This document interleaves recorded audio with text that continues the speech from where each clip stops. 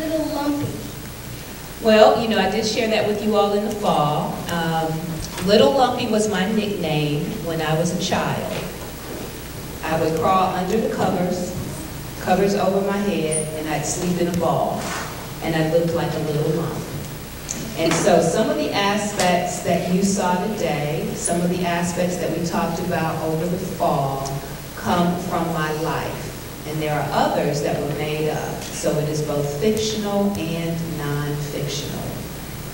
Another question. How long did it take you to write Little Lumpy's the book?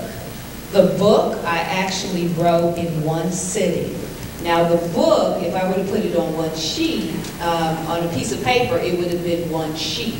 But as you know, because I read it for you all, it was 32 pages long once I put the illustrations in.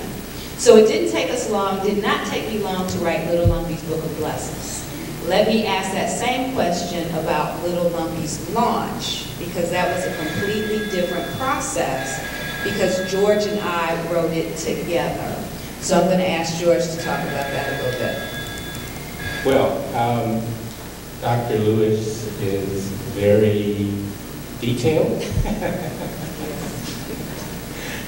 but that's good. When I talk about criticism being something that's helpful, refining, sharpening. So I think it was a very collaborative process. We went back and forth, I think over the course of a couple of weeks, you know, coming up with the initial idea. I don't know where the inspiration comes from, but then once it starts to gel and formulate, it took several days to actually come up with the idea, but then the collaborative process took a couple of weeks of going back and forth. How long did it take you to publish the book? I published the book myself, but the book was actually printed in Hong Kong. So I had to send it overseas. It took me about a year to actually produce the book.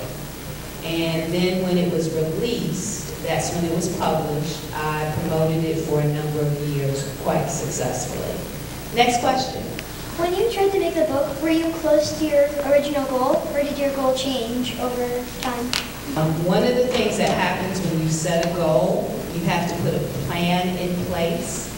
And things happen, and you may have to change your plan a little bit, but often your final goal and your final destination remain the same. So yeah, pretty much on the mark in both cases.